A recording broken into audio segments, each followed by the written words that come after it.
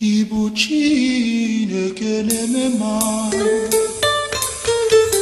netu kolwa kadisi anyane luwabagi obajiri kwepo yako onye.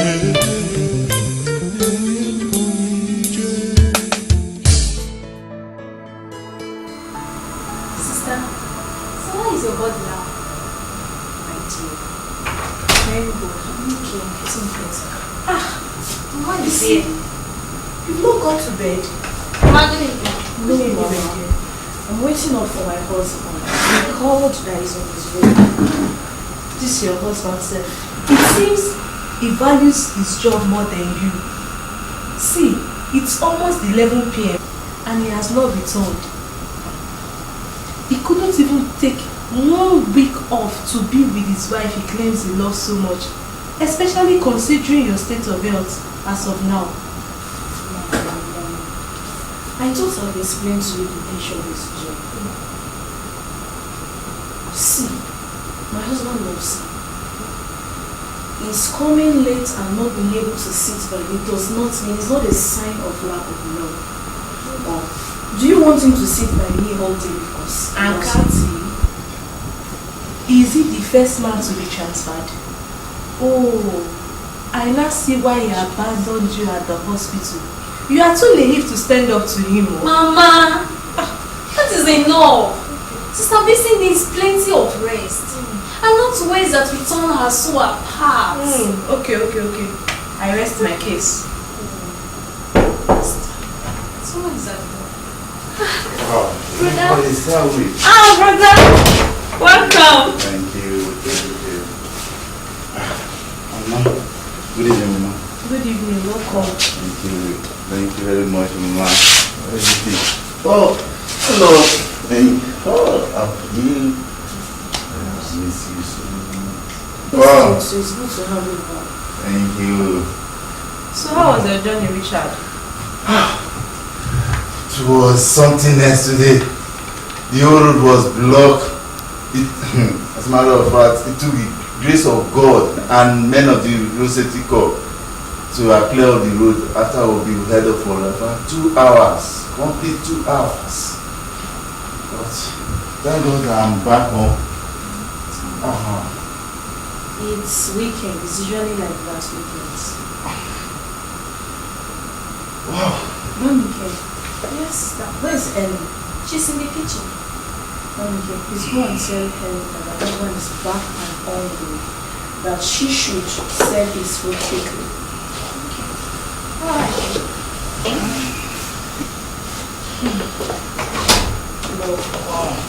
Hope you're not staying over. Of course. Let me see my bag. Let me excuse you both. And since your husband will be sleeping, I will leave this room for you while I go over to the guest room.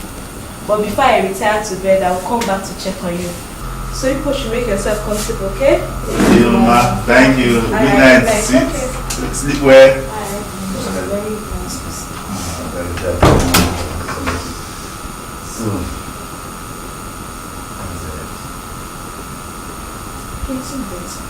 wow. Sorry, I wasn't there to come and pick you up from the hospital. Okay?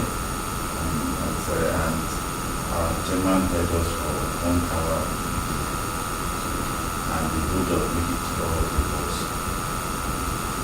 You don't need to apologize. I know how demanding your job is. And I'm not complaining. It's just that Mama has been one big stiff nagging all day about you. So, what's my plan this time around? I've often told you to ignore her complaints. I'm the one you are married to, not her. Okay, I'll bet you.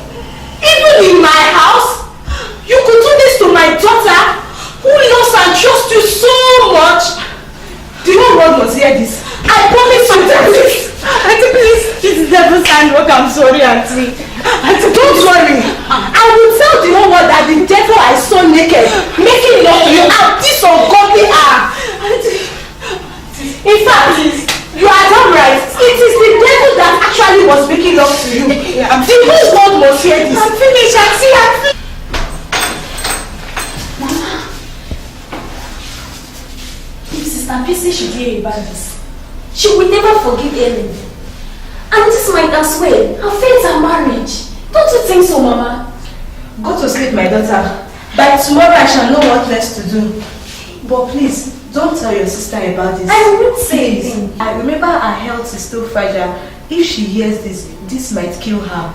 Okay? I promise, Mama. I won't say a thing. Okay, go to sleep. Richard, how could you? How could you do this to me? It is not fair. It's not fair.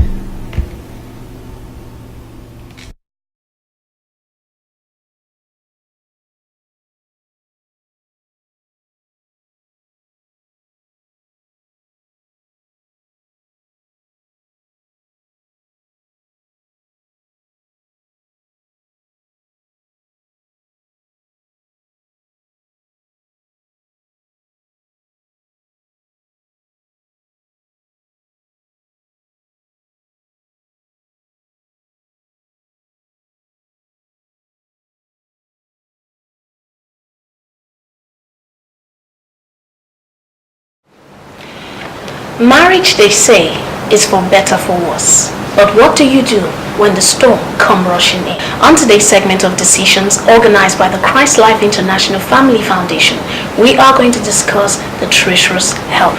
With me in the studio are two guests who are going to bring forth answers to your long unanswered question. I have with me Bishop Emmanuel Ufwa, the senior pastor of the Rema Place Ministries. You're welcome, sir. Thank you so much. Also, I have Mrs. Justina Kes Agbosa, the founder and a life coach of Joseph Place. Thank you. You're welcome to the program. Treacherous Help talks about a couple who their marriage suddenly hit the rock. The lady found out that her husband was cheating on her, and it was really devastating for her after she has given birth to a child following complications that she had in her pregnancy. I would like to ask you, Bishop Emmanuel Ufwa, What would have led Richard to commit such an adulterous act? Thank you so much, Esther. From the story we watched, you find that Richard had problems.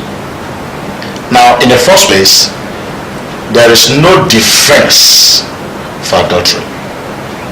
So whatever led to it is not actually, what we're saying here is not to defend Richard, but maybe to objectively look at it and see what must have led him to such an act. But for whatever reasons, there is no justification for extramarital affairs on the part of Richard.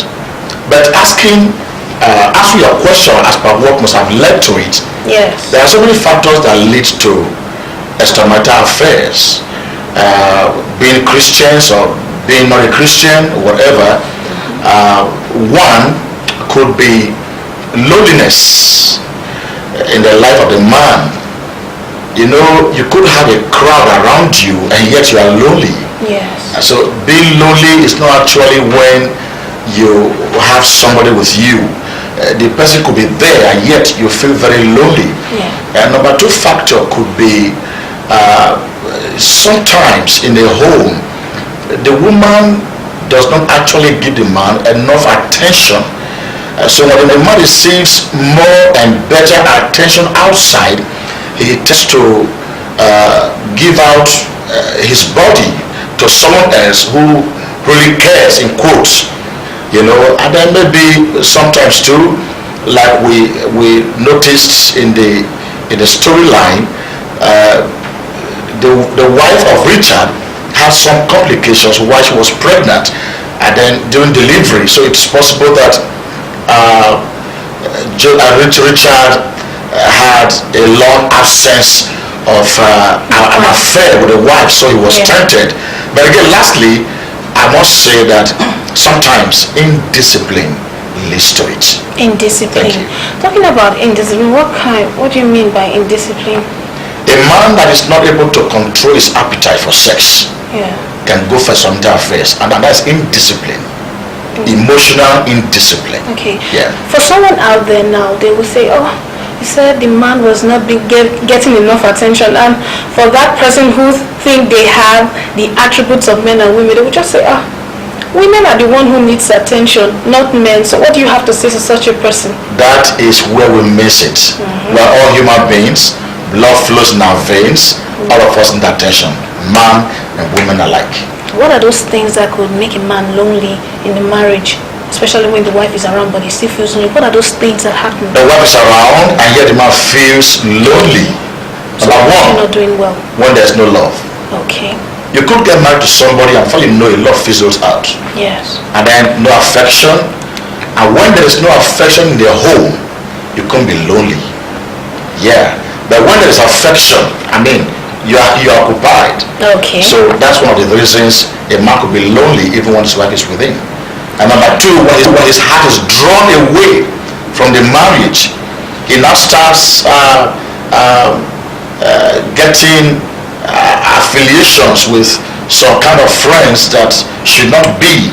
It could be influenced negatively, just like Solomon in the Bible. Alright. Mrs. Justina Agosa, like Bishop Emmanuel Ufa said, he has affiliation with friends. So it's obvious that this woman did wrong in maybe she was not really a friend to her husband. So what's your advice to women out there who find it hard to be friends with their husband and they find it easy to be friend with another female person out there? Thank you very much. The point is you don't become friends with your husband. You become friends with the person you want to marry. If you are not friends with the person you want to marry, I always tell you this especially, don't marry somebody that is not your friend. Because at the end of the day, love alone cannot sustain the marriage. It is friendship that will sustain the marriage. You don't marry somebody. The Bible says they were naked before each other. It does not just mean literal nakedness or physical nakedness. They were open to one another. the man's business is the woman's business. There is something that you don't hide. I always tell people, if you don't marry somebody that you're hiding something from, you say, I don't want to tell the person this thing so that the person will not be angry. If you know the person will be angry about that, then don't do it. So if the friendship doesn't start at the point where you met, secondary friendship in marriage, it will take the grace of God for that friendship to be. Bishop Emmanuel Ufa, what advice can you give to men like Richard out there who are suffering from loneliness? How can they manage their loneliness? What can they do to avoid it in order so that they won't end up committing adultery? Number one, make out. Right. Be close to her. There is a gap. And once there is a gap between a husband and wife, loneliness sets in. So as the head of the home should see it as a responsibility to make up with a wife, bridge the gap. Bridge the gap. There are books you read to enlighten you on how to bridge such gaps. There are counselors you can meet to enlighten you on how to bridge such gaps. And again, even if you read books and go to counselors to counsel you, and your mind is not made up, the gap will still be there. Yeah. So the man himself should make up his mind to bridge the gap between him and the wife. Create an affection can be created. Yes. It's like a living thing. Create it. Be close to your wife. Have an intimate relationship with your wife. Let nothing come in between you. Once that intimacy is there, loneliness is cured. All right. Can I have something to Yeah. What he has said is true, and that is a major problem we face when we are counseling with women. The women, I don't know, on my wedding day, the priest said something. I was in an African church, and he said, women, the two swords, they have serrated edges. Yeah. And they start rubbing against each other, and it becomes smooth. When they are serrated, it's difficult, but when they rub against, he said, but he has noticed that most of the changes, I'm quoting him, that 90% of the changes made by women, men make only 10%. So what Bishop is saying is very true. If a man does not make up his mind, yes, even if the woman pulls you to the counselor, if you don't make up your mind, and a lot of men won't even have to go to counselors, they won't read. I'm talking from experience of ministry to women that have marital problems. They won't go to, the husbands refuse to go to counselors. They feel it's the women that should go. yes. The husbands won't read books on marriage, on relationship. They feel that it's the woman's duty to read the books. So it's like, if the man doesn't make up his mind to move from that 10%, the problem will remain, and he will blame the wife later for creating that loneliness. I think as a result of ego. Yes. Men are too egocentric to make moves. Yeah. And I wonder what we feel we have that women actually have. So if you humble yourself and you are ready for your marriage to work, you can work it out. You heard them. If you humble yourself for your marriage to work, it will definitely work. More on this program when we return after this short break. To support or advertise on this program, please send a mail to advert@ColonyProject.com.ng or call +234 809 512 5565. You're welcome to the program. You're welcome back to the program. It's still decisions, and we're discussing the treacherous help. Bishop Emmanuel Ufa, I would like to ask you this question: what is your advice to men out there who struggle with lust? Who struggle with lusts? It boils down to the same self-discipline. It is lack of control for appetites. Okay. Some people have large appetite for food. Some have large appetite for sex. Some have large appetite for power.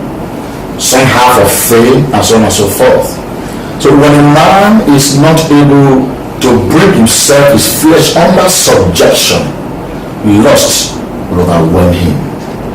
And the only way out is, number one, to know the implications of lust, the biblical implications, that when you lust after a woman, you've already committed adultery with her in your heart. So, and then know the implication. Then number two, the man should be able to discipline himself and remove his eyes from what he cannot bear. For example, I now have a problem with sitting with a woman and then my genitals begin to react. Why should I sit with a woman? Yeah. And some of us will say, I'm not a small boy. There's no small boy here. I can handle myself. I can handle myself. I trust myself. You don't trust yourself. This flesh cannot be trusted. Yeah. It can put you in trouble anytime, anywhere. So when you know your ability to stand certain things, avoid certain things. Yeah. Don't be with ladies at all times because you can be tempted. Yes. Don't lie down. I can lie down for simple to leave and nothing will happen. Don't try it because you cannot put fire in your bosom and be quiet. You must cry out. Yeah. The body is there. The blood flows in your veins. The body is active. It's alive. No matter how spiritual you are, this body is body. Alright? And then some will say, they keep hugging people, hugging women. And you know that when there are people that can do it, nothing will happen. Yes. But they said prevention is better than cure. You know you don't have the ability to start temptations, and all you do is start hugging women here and there. And you say in America to do it like that. And we are not in America. we are in Africa. Yes. All right, where certain things are not actually permissible, and then you cannot go to secretary. Many of us are going out as secretaries. It's wrong. It's an absurd thing in society. One man play a male secretary that will not tempt you. Yes. You know, many of us can't do without sleeping in our house helps. Our house helps in the house. Why not get house boys? Yes. But again, that's another problem because your wife could also be tempted, and sometimes some houseboys tend to be pedophiles, so it's not even accepted. All right, Mrs. Justina, I would like you to answer this question. Bisi just gave birth to a child and supposed to create a happy atmosphere for her, but she's devastated because she found out about something which was not pleasant to her. What are your advice as a woman? What are the steps she should take in approaching this issue? It's a complicated issue because it's a situation of sorrow and joy. It's a mix of the two. Yes. She looks at her baby and the fight she had to overcome to give birth to that child, and yes. she's overjoyed. Yes. But on the other side, the husband who should share, with whom she should share that joy so that the joy can be full, has betrayed her. Yeah. The mother and sister who should stand her at this point, she feels they too have betrayed her. But it's a very difficult position to be in when you see a man in an affair with either your friend or your daughter or whoever. Because one, a lot of times you don't know the reaction of the person. And if that leads to a break in the marriage, you will feel responsible for that break. Yes. So a lot of people try to keep from telling. Secondly, the woman is in a medical state that is kind of fragile. You don't know what you will say because before and after delivery, there's this tendency for the blood pressure to just rise and cause complications. So you are thinking along the medical line and you are saying, what if I tell and this blood pressure affects her health and all that? So it's complicated. So if I were her, God forbid that I should be her, but let us assume for the purpose of analysis that I'm her. First of all, her spiritual state is what will determine what she will do. Yes. A lot of people wait until they are in a crisis before they start to develop spiritually, which will not be.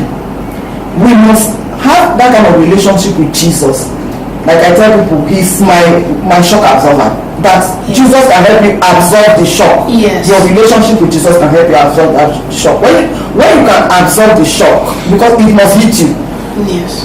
But if you have a strong foundation in Christ, it counts you to the point where you can reason. Because this is a point where you don't even know what to do. A lot of people will go blank at this point because they don't know what to do. So my first advice, before I don't know how spiritually, grounded she is with the Lord, for anybody out there, because we cannot trust human beings, be build your relationship with Christ so that when crisis come, you'll be able to stand and take informed decisions. But at this point, she should call her husband.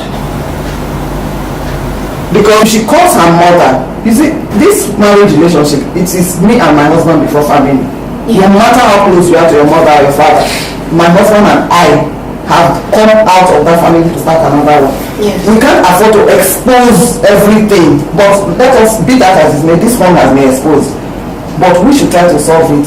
See, and let her call her husband and say, this is such and such and such. What would have led you to? And it's not as simple as I'm saying it, yes. But I know it is something that the Lord can help us. She has to come to a point where she has to calm down and call her husband. If she got best to her mother, she will be watching her husband's dating lineage further with her mother. And you know, because at the end of the day, if you go to your family and family say, what kind of stupid man is that? Why would the man do such and such and such? And you reconcile with your husband, you cannot erase what you have told your family about your husband. They are still going to have that opinion. So that shadow is cast. Anything that is there about her husband.